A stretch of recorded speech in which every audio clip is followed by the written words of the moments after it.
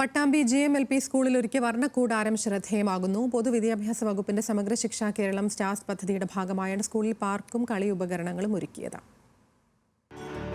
ഒരു ഭാഗത്ത് ഭീമൻ മത്സ്യവും ആനയും പാമ്പും വെള്ളച്ചാട്ടവും, മറുഭാഗത്ത് ഫുട്ബോൾ ടർഫും തീവണ്ടിയും. പട്ടാമ്പി GMLP സ്കൂളിലേക്ക് എത്തുന്ന കുരുന്നുകളെ സ്വീകരിക്കുന്ന കാഴ്ചകളാണിത്.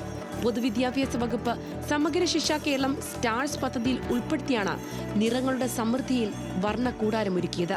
ക്ലാസ് റൂമിൽ ഒരുക്കിയ ചുവർ ചിത്രങ്ങളും കളിയുപകരണങ്ങളും പഠന സാമഗ്രികളും ഏറെ ആകർഷണീയമാണ്.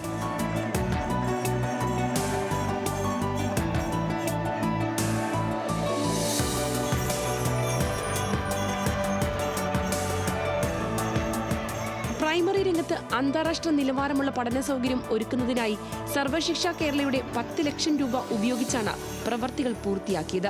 വാദ്യമേളകളുടെ അകമ്പടിയിൽ ഉത്സവാന്തരീക്ഷത്തിൽ നടന്ന ചടങ്ങിൽ മുഹമ്മദ് മുഹ്സീൻ MLA വർണ്ണക്കൂടാരത്തിന്റെ ഉദ്ഘാടനം നിർവഹിച്ചു.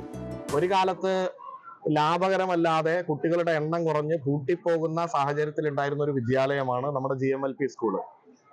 തസ്തികകളൊക്കെ തന്നെ ടീച്ചർമാരടക്കം തസ്തികകൾ ഇല്ലാതെയായി പോകുന്ന ഒരു സാഹചര്യം ഉണ്ടായിരുന്നു. എന്നാൽ വളരെ മോശമായിട്ടുള്ള കെട്ടിടങ്ങളും സൗകര്യങ്ങളുമായിരുന്നു. ഇതിന് ഏറ്റവും മനോഹരമായ കെട്ടിടം ഇവിടെ യാഥാർത്ഥ്യമാക്കി. അതോടൊപ്പം തന്നെ MLA ഫണ്ടിൽ നമുക്കറിയാം ബസ് യാഥാർത്ഥ്യമാക്കി, ചുറ്റുമതിലും ഗേറ്റും യാഥാർത്ഥ്യമാക്കി. അതുപോലെ തന്നെ കുട്ടികൾക്കുള്ള കിച്ചൺ, നല്ല മനോഹരമായിട്ടുള്ള നല്ല സൗകര്യങ്ങളുള്ള കിച്ചൺ, ഇപ്പൊ അതിമനോഹരമായിട്ടുള്ള വർണ്ണക്കൂടാരം, പട്ടാമ്പിയിൽ മാതൃകയായിട്ടുള്ള ഒരു വിദ്യാലയമായി നമ്മുടെ GMLP ഇപ്പൊ മാറിയിരിക്കുകയാണ്. ഏത് പ്രായക്കാർക്കും ഒരുപോലെ കൗതുകമാകുന്ന തരത്തിലാണ് നിർമ്മാണങ്ങൾ.